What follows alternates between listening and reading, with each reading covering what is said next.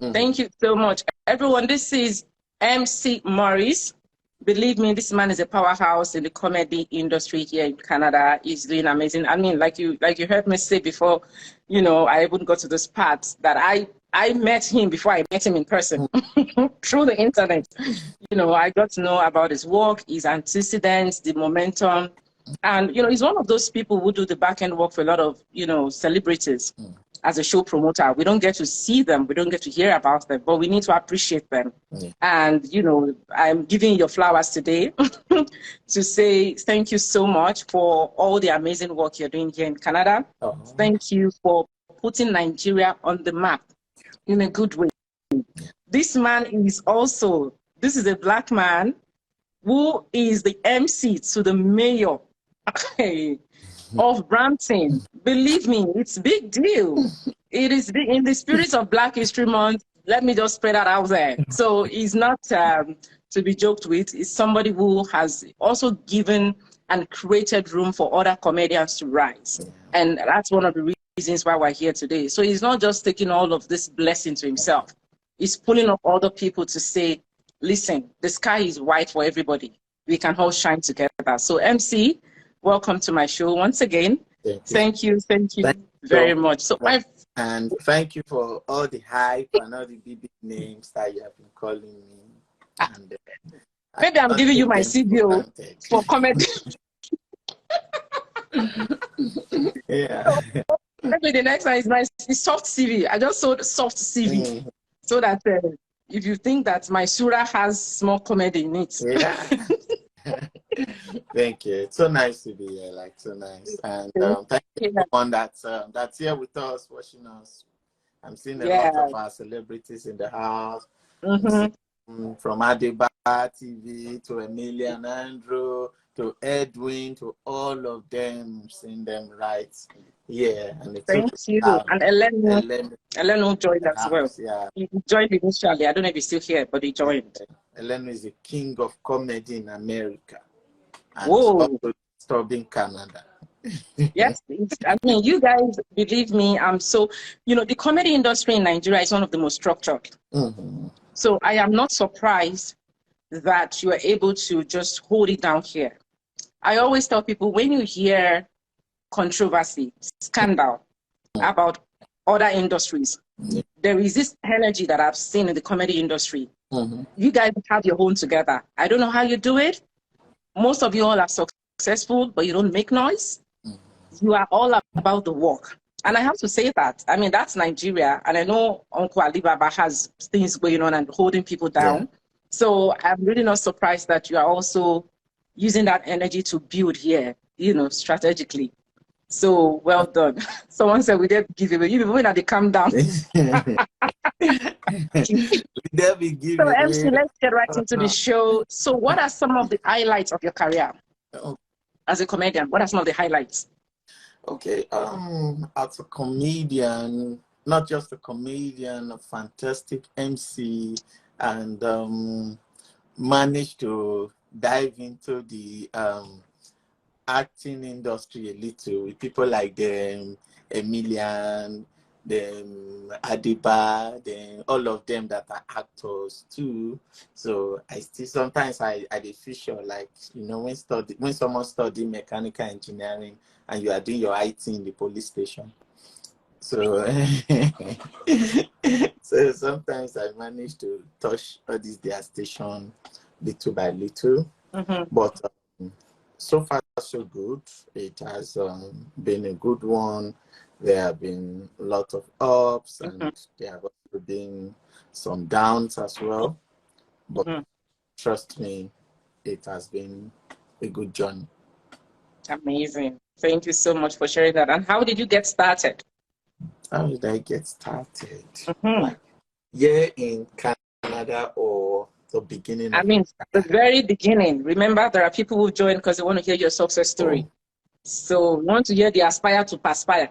How did I get started? Yes. I actually started as an artist. Not most of you know that I can sing. If you hear my songs that I wrote those years, man, I did sing that year. But the annoying part is that I after writing my lyrics, and then I gather people to just freestyle for them, like show them what I've got. I get there, I sing my song, and the next thing they start doing is they start laughing. Like, I'm like, yo, this is a song that took me time to, put my head together, do all this, and then I'm coming to sing, and you are laughing. Is this a laughing matter? Yeah. Until one day, like, we went for an event, and the MC did not show up. And a lot of people there knows me. They're like, oh, this guy can make you laugh. Or you've not heard the song, let's allow him to do the MC. Cut the long story short, that was how I became the MC of the day. And people really had fun, even where I had to perform my songs. They started laughing and all that. So something just kept pushing me towards the comedy part of entertainment. And cut the long story short, after that event, nobody was calling me as an artist. They were calling me as an MC or a comedian. And little by little, they started paying, even though it was little. And from there, we were growing, and so far, so good. That's how we moved from being an artist to being a comedian. Amazing. And I like that. And what I hear from your story is when opportunity meets preparedness, right? Yeah. You were at the right place at the right time. And it's one of the biggest prayers we all pray, to be at the right place at the right time. Yeah. You didn't know that was going to be a turning point. Yes, please go on. I'm still intact, though. I'm planning to release an album soon. Oh, so we should look forward to that. Yeah, look forward to my song. So. Thank you so much. So what do you enjoy most about your job as an MC and a comedian? What do you enjoy most about your job? Okay, I enjoy everything about my job because, making people happy. I tell people that being a comedian is one of the most difficult jobs to do because people are calling you to make people happy, to make people laugh. People have been frustrated one way or the other.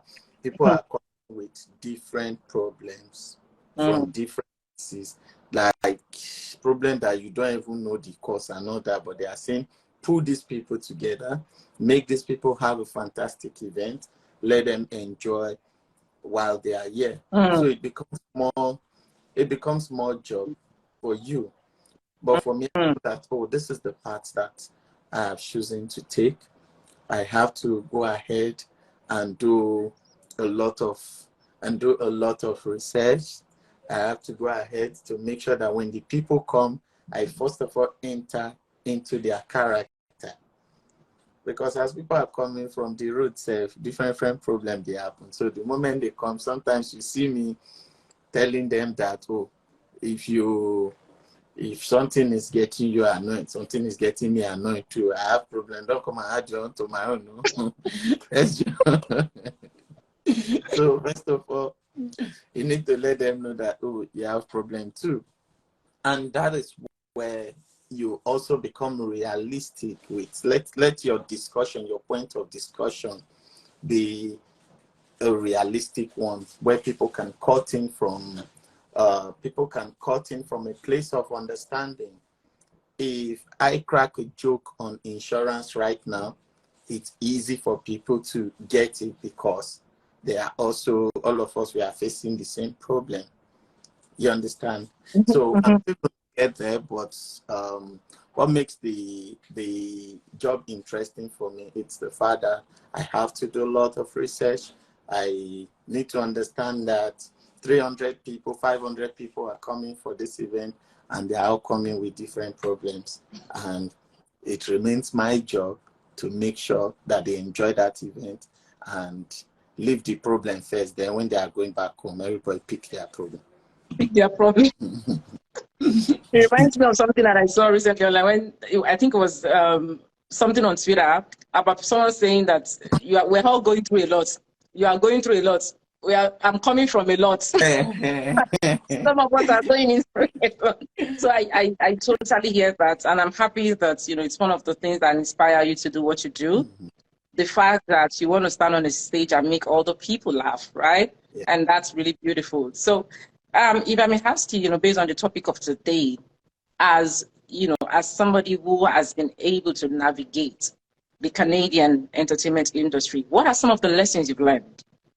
Okay, navigating the Canada market or the Canadian industry, it's systematic and easy if you understand it very well. Now, coming from Nigeria, we understand that it's the country where we have been for so long, and we understand easily what makes people laugh, and people can easily relate. Like, you can, if you're not talking about the police, you can say something about church, you can say something about someone that went for an interview and all that. But because we are a community, we are a people of one understanding, it is easy for them to get it. But the moment you cross the Red Sea and you come over to this place, it's a different ball game entirely. Rule number one, you need to forget what you know back home. Because you can crack a joke about Nigeria here, and I'll tell you that out of a crowd of 50, only 20 people we understand. Because a lot of them, number one, has left home a long time ago, and they don't even know. There are things you will say that happens in Nigeria that people don't believe that such can never happen. So the moment you get there, you need to first, or that's where creativity comes in. Not just being, it's not just about being a comedian. It's also about being creative. Creativity is your ability to be able to create and recreate materials. We call it it's a comedy term, we call it material. So you call it jokes, but we call it material. Your ability to create material with the things that are around you, and it's easy for people to understand. So if you are able to do that here, you have solved 60% of your problem first. Powerful. Yeah. So that's powerful. At that point, people want to hear what they are going through. People want to tell them about what they can relate with. And it's almost a little, there's almost no or a little material on you talking about police here, because they can be very professional. So if I have any cause to talk about police here, I'll be telling you that, do you know that, for instance, you are driving and you see a police car following you at your back, you begin to question yourself for the wrong you have done ahead of. You understand? So you talk from a professional angle. You begin to, even when they are going on their own, so far they are behind you, you must ask yourself questions. Even when the red light show green, you still wait a little, let the green be very clear and clearer. You understand? So yes. But in Nigeria, it's different. Like, you can quickly bring out like 10 jokes from the police. But in Canada, it is limited. You understand? Yes. So, but creativity, it's easy. It's very easy for you. Yeah, it's very easy for you to break out and also to make a statement for yourself. Amazing. Thank you so much. I just feel like I went through a masterclass. And I must tell you, for a comedian, you are so calm and calculated, and I believe that that's something that works for you as well. I've not seen you perform on the stage, but I would love to see one of these days. Right. So thank you for you calmly broke it down. And I hear creativity, recreating. And in my head, as a media girl, I'm like, if I say one article day where I'm supposed to feel recreate. You post, so, and that's the power of conversations like this. So I want to ask you, MC, what are some of the changes that you've seen in the Canadian entertainment industry that, you know, has helped you as well in your journey? What are some of those things you've seen, the changes that you're proud of? Kindly share some of them with us. Okay, the things that I'm sorry to say, but I think entertainment wise, I believe that Nigeria is kind of ahead. And when I came into this country, I came in like 5 years ago, 2018 to be precise. It was entertainment was really almost nothing to talk about. That's 2018, and now a lot of our entertainers, they've really taken it upon themselves to build a lot, to change a lot of things, that it is getting better. It's not really the best yet, but trust me, people are going the extra mile these days, and it makes you happy when you see that the industry is changing. You can see, as far as back then, you hardly see anybody that will say, oh, this person shot a full movie. What you'll be seeing is skit, you see is short film. But these days I can count a couple of people that have a full movie now. And little by little, it is moving. When I came in, I was the only comedian. Yeah, I was the only comedian in town then. But right now, we have some other comedians in town as well. You understand? So music-wise, we have artists. Trust me, people are really coming up, and it's very interesting to see, because now you can easily say, oh, because then people, you want to do anything, you have to bring a comedian from America, you have to bring this from Nigeria, because we do not have these people here. And even the little ones that we have, everybody have to go and look for a 9-to-5 job, because because people were not paying to. So, but remember when I came in for the first 1 year, I was working on. I had to go and hustle, because if people, they'll call you and they will be like, they want to have an event and they want to pay you $250. I'm like, are you kidding me?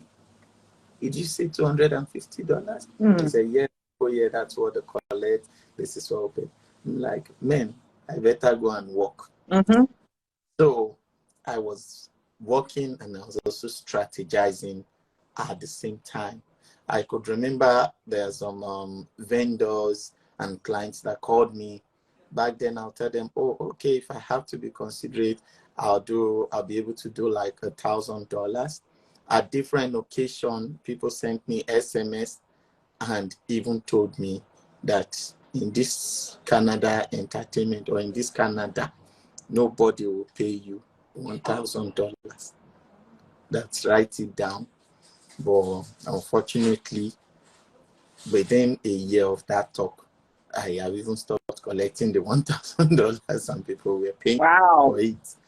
So it's just you knowing what you want to do, because the truth is, most people will say, okay, let me start with it. As time goes on, I'll change it, like it's going to go up. No, but in entertainment, it doesn't work like that.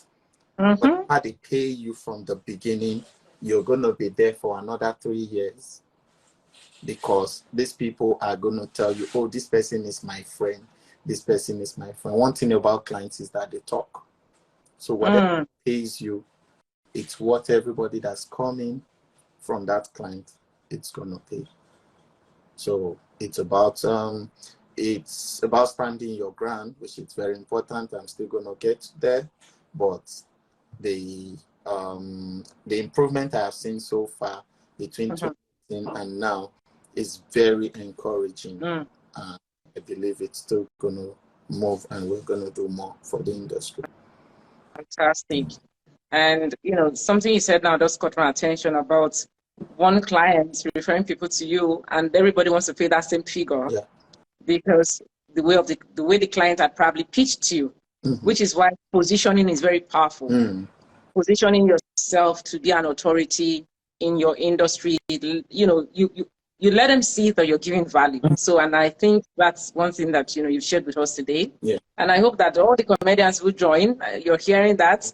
Sometimes you got to start from here before you get here. Yeah. So if you are just starting out and someone is trying to pay you, say, $300, $400, what MC is saying, collect it for the moment and then use that to build, to get to a stage. How much do you take now, MC? Just give us in case I want to have a show now so that I will start saving now. No, it's not much. I'm still very affordable. I do between the amount of 2,500 to 5,000 we can talk. Whoa, is that for an hour? And the same thing I do for an hour. It's what I used to finish to anchor your event. So it's left. Time. Amazing. So what's your creative process like? Right, you talked about material the other day. For you, what's your own creative process? Because when I go to shows and I see comedians, I'm like, wait, how do these people just think about this random thing, right? So what's your creative process like? What's the thing that inspire you, or inspire your creativity, as the case may be? Okay, it's for me, it's my day-to-day activities. Sometimes things happen and you begin to create from it. Like I have a joke on location you live and how did that happen. I noticed that that when I go around, I see that when it's the day of recycle, people are bringing stuff out. Like you say, people bring out their share, people bring out other things that they don't need.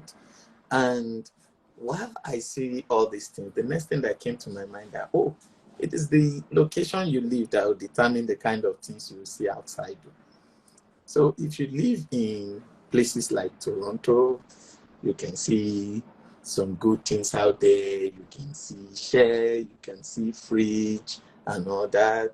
You get to Mississauga. Those places, they have a lot of factories. So you see more of safety shoes. You see, so I just create something that people can relate with according to the area that you are living in. And that is one. I go out, maybe I go to a company, I see the way things are going on there. I want to create something from there. You understand? So it is more about our day-to-day activities. The things I see, it's I try to draw material from it. Amazing. That's powerful. So now, for example, if you have a show tomorrow now, you can creatively create a joke from this session, for example.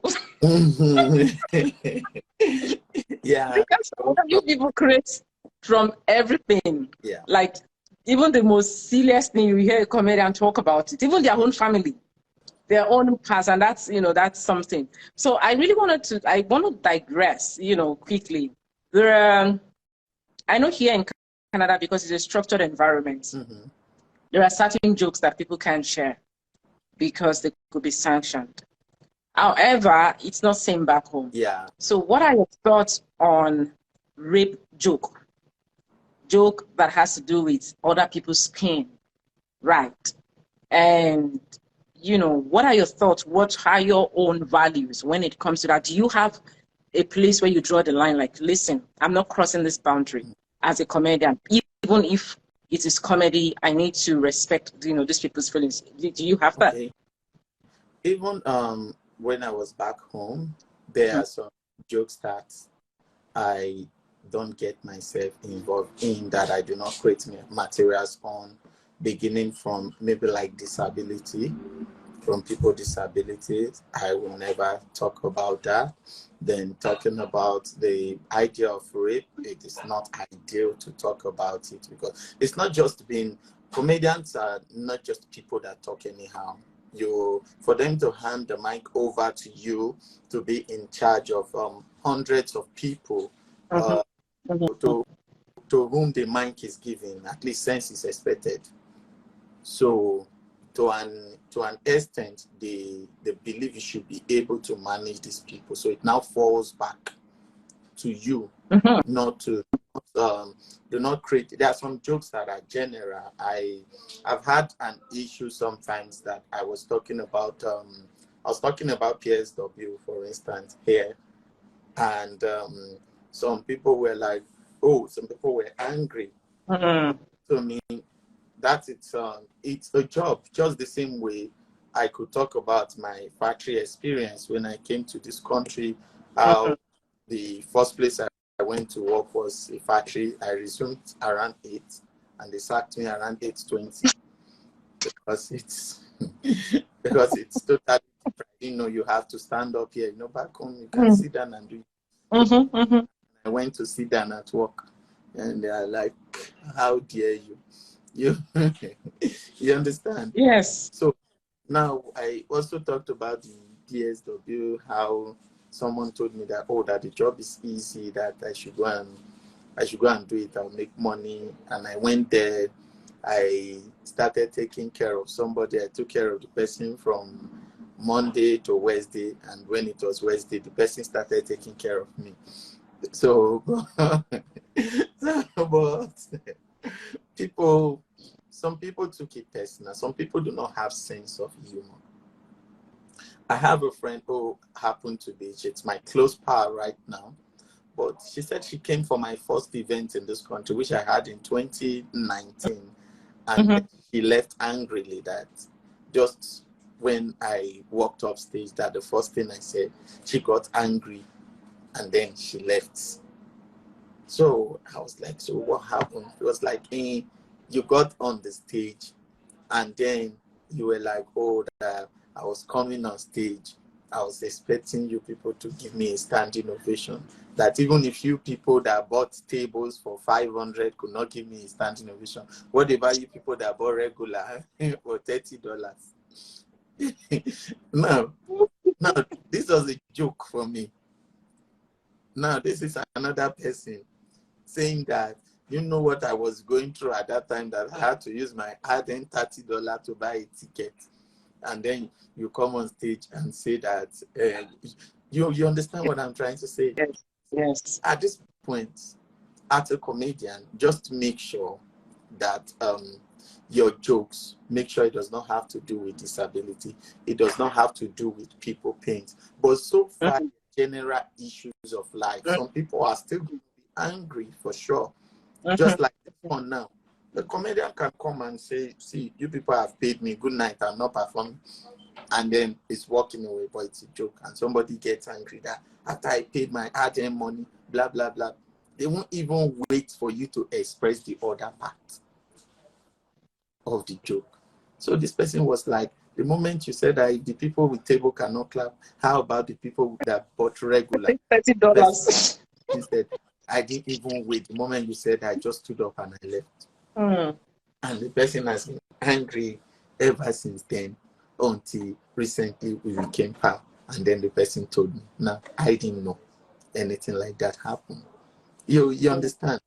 So Yes. people will always pick offense sometimes. And somebody's telling me, just like jokes of shock fan gets to some people. Yeah.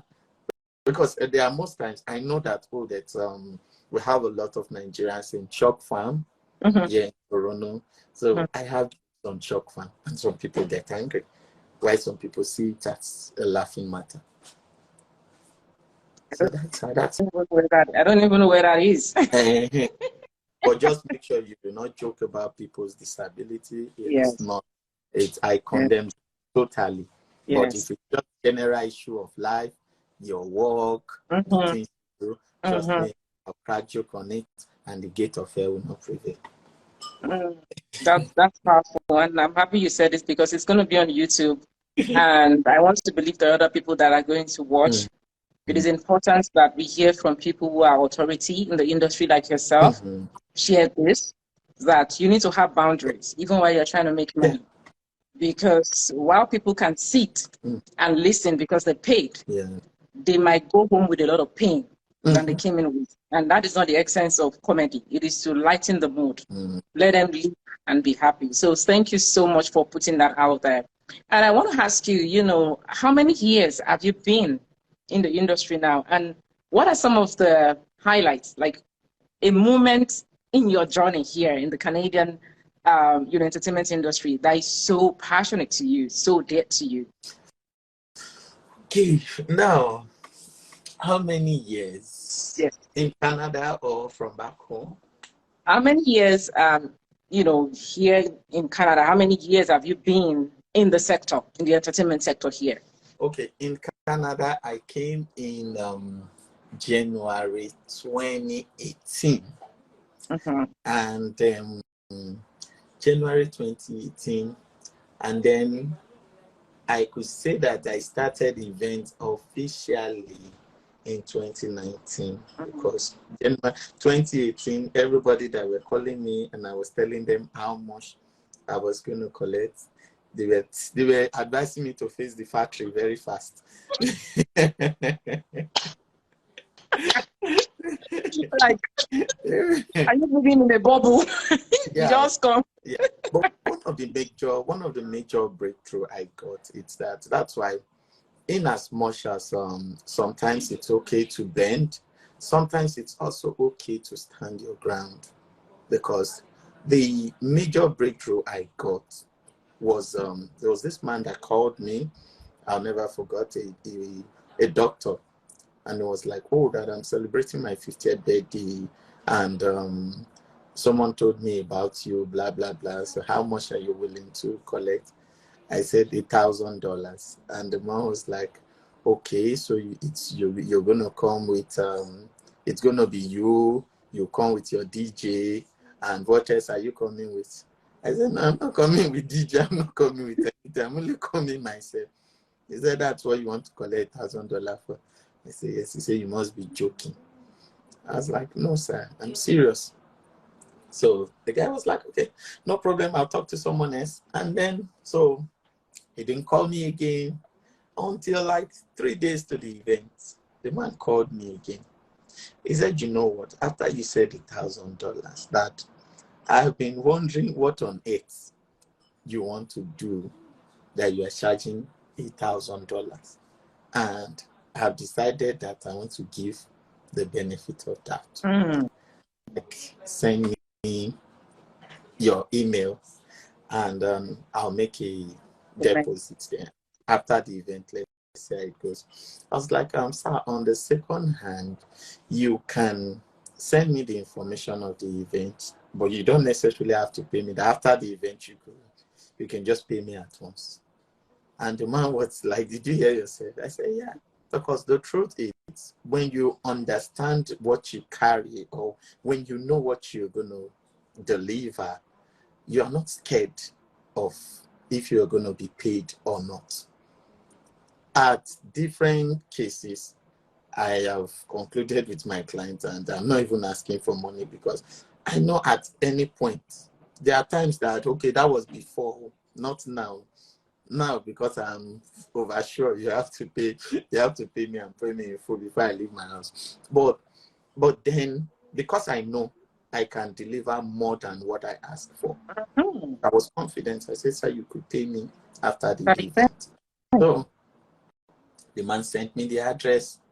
It was my major first event in Canada, and I was super angry to deliver more than. So I went for the event, and before the man paid me, from MC, we are so impressed with what you did. Take this, take this, take this. Before the man paid me, I already made about $1,200 from people spraying me and people dashing me. And they were asking the man that, oh, so you have to bring this guy all the way from Nigeria, blah, blah, blah. And he was like, no, yeah. So after the event, instead of $1,000, he paid me $1,300. Wow. That was what I got after the event. But you know, the good thing now is that those caliber of people became my first. So the first client, they will always talk to the person through whom they saw you, and the person will tell them how much he paid you. Yeah. So it's actually made my life easy, because everybody, so the problem I then have is that everybody wants to pay $1,000. Nobody wants to pay more. you understand? The law of referral. Yeah. So, but everybody was like, well, how much did you pay? It's like $1,000. So everybody that called me is like, no, but doctor, This person said they collected 1,000. You understand? So that became the new norm. 1,000 became the level that everybody was like, this is what we pay. And they were calling me, and that was what they were paying until it got to a stage. I'm like, hell no, this boy is getting bigger and better, and he's doing more jobs, so you have to pay more. So the first thing happens is that I started rejecting the 1,000 at this point. So the people that are now able to pay more, the people that you meet there will now become your new clients. Some of your clients are going to fall, by the way, but so far you're saying, as some are falling, you'll be getting new ones. So this is powerful. Some of your clients are going to fall by the way, but then you will get new ones. Wow. That's really powerful, because I think the fear of rejecting offer is the reason why a lot of people take anything thrown at them. And they don't grow because of that, right? So you won't even collect 1,000. That's my very good friend, Ogenero. Whenever I drive past Steels, I have to call her. She's the landlord of Steels and Gin. Anytime. Amazing. Amazing. Believe me, the hearing you, I'm learning as well, as an immigrant here, because success stories like yours are what we need as well to navigate the system, which is what the topic is all about. So what I hear from your voice is a man who understood his purpose, but then there was a lot of favor and grace that worked in alignment with that purpose for you. And you didn't pull back. You just kept going and going till you became an household name here in Canada. And that's a beautiful, beautiful story that, I would pay to be in a master class, for example, to hear that, because that's inspiration 101. So thank you so much for sharing that, letting us know that we need to know our worth, regardless of where we are. Like, if this is your price, do not go below it. So thank you so much for that. I want to ask you, this is a very random question I always ask a lot of men and a lot of women too. 3 comedians or 3 people who inspire you in your industry or outside your industry, and why? We all have role models, right? For example, I look forward to meeting Oprah one day, right? And I always tell people that I'm in an industry where I'm building for my momentum, right? So who are the people you look up to in the industry that then really inspire you? Like when they wake you up, like, oh man, now this bros, so, or now this woman, and who are those people? Yeah, unfortunately, I really can't say this person and this person, because starting up as a comedian, for me, I didn't work. Some people have that leverage. It's called leverage, that you can quickly connect to this person, and then because of this person, it will make it easy for you. But have that, I could remember times I have to pay money to perform an event. Like I pay, Excuse me? Friend. Yeah. You paid to perform? Yeah, paid to perform as a comedian. Coming up, you see, we go to events uninvited, and then you have to tell the MC that I want to do something. Please just send me all this $100, even if it's 5 minutes. Wow. Yeah. Sacrifice. Yeah, because I didn't really have those. I didn't have someone that has a name that I could work under, and I can then leverage on it. But at the time, even in Nigeria, I've been able to help a lot of people. That's because at the time, I started coming up, and I was doing well to an extent. So I've had a lot of comedians, even some of the ones that we hear their name today, they happens to be my protege, and I've been able to guide them, and a lot of them are even the guide and myself. Well, I didn't, but you say the comedians that I like their style, I like what they do. Yeah, for me, comedy wise, I give it up to I Go Die. I Go Die. It's, yeah, I love what that guy is doing. I admire him so much. And Wow. comedy and packaging wise, I give it up to AY. Yeah, AY is understanding the brand of the business. So I give it up to AY. And then still to the king of comedy, who's going to be on my show. I'm bringing him on the 21st. Yeah, that's Baba. So I give it up to Alibaba too. So these people are very powerful. Not forgetting Gordon's the Berlusconi, man. These guys are so many names. Yeah, so many names. I keep telling them to retire so that the new generation like I said, your industry is one of the most structured. Yeah. I don't know, a lot of Nigerian comedians are so successful. And I tell people, I said, somebody needs to create a course, just a study of how they win silently. Yeah. By making people laugh rather. These people are making money. Money. So if you are watching to this man I'm talking to, he has money. All of them, they have money, but they know how to be humble. They just do like, nothing, Baba, no worry, Baba, I do, Baba. Nah, lie. If you see any comedian that is out there and vibing, believe me, you're only seeing a fraction of their work. No, but most of the private jobs that they get, we don't even get to hear about it, and that's where the money is. No, but we in Canada, it's different for us because all this money will make it, and you people still collect it through bills compared to Nigeria. When it be say you go, you do one government job, you come out like this, it's in millions. I know. In Canada, let me not say this on camera. In Canada, government job we still do. The government job, so they do. They reach 1 month before they pay us. The government now they hear us. I know some of you, if you have representative, you people should be paying on time. And they should go to YouTube, so they go watch them. So I want to ask you about your feat with the mayor. Mayor Patrick in Brampton. How does it make you feel being a recognized MC in his cabinet? Okay. Number one, the place of mayor. Mayor, it's my friend. It's first my friend before business. Now, someone told me like when they had a meeting with the council and when they were discussing that who should be the anchor for the Black History event.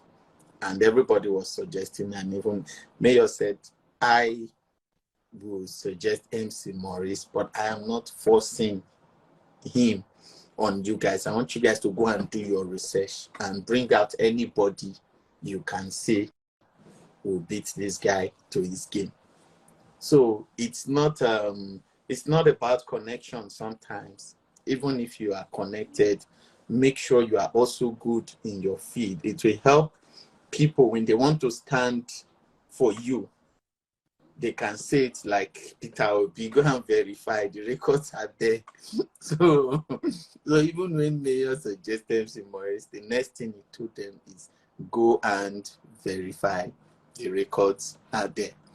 So my relationship with him, he's my friend, and whenever he recommends me for a job, he makes it clear. He said, go and verify. If you see anyone that beats him, go for the person.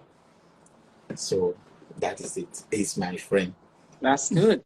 Yeah. That's good. And, but how does it make you feel? Just knowing that you get such referrals from, that sort of hierarchy.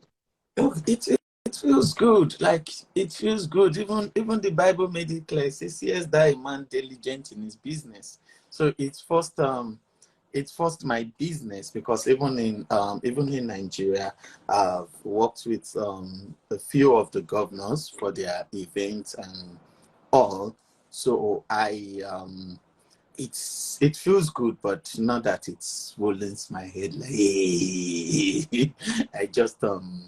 I just think that all I need to do is to be diligent in my business. I've anchored event before a lot of ministers in this country, and they always come back to me like, "Oh, MC Morris, this is awesome. This is nice. You understand?"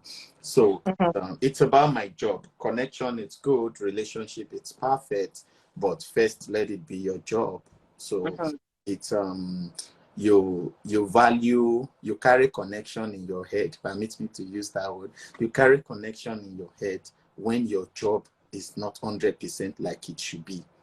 But you can make the connection easier for yourself when whoever wants to connect you can say, go and verify. That's a powerful. That's a very powerful one.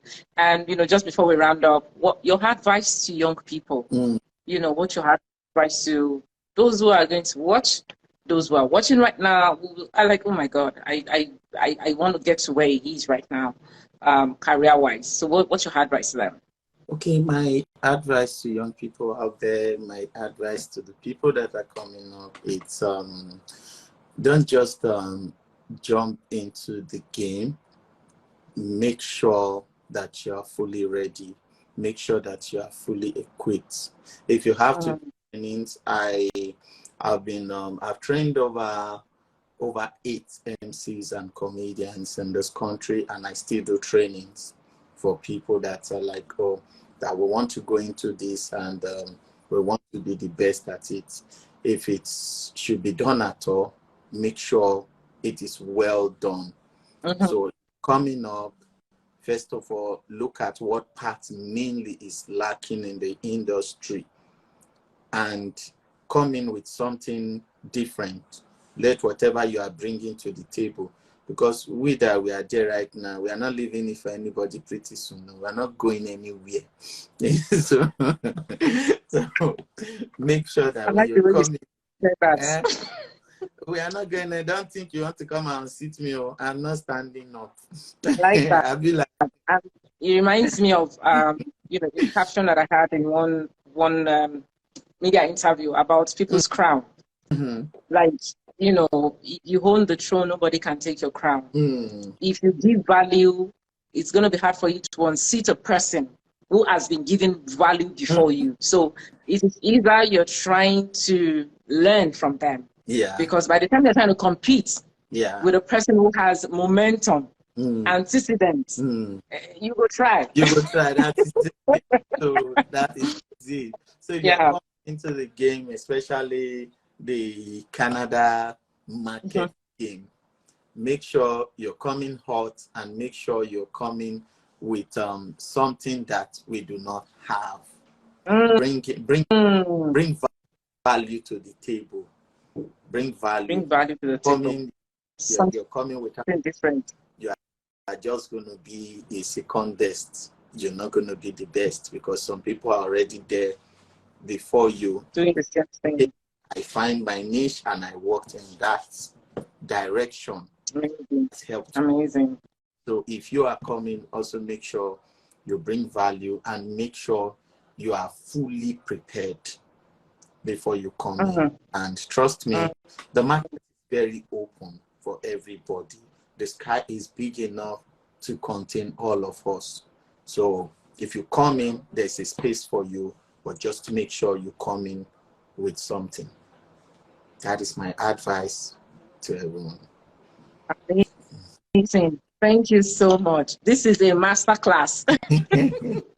This is masterclass on Comedy 101. So thank you very much, MC Morris, and I look forward to being at your show in May, by God's grace. God keep us all. Thank you for everything you're doing, and of course your time today that I do not take for granted. And for everyone that joined, please, you can watch this again on my YouTube channel. If there are people who just want to come into the entertainment industry here in Canada, tell them to watch. There are lessons I'm going to watch again. I'm the host, but I'm going to watch again, because I need to write some things down And that's what I do at, end of every show, because I learn from everyone that I bring on here. I want to be better.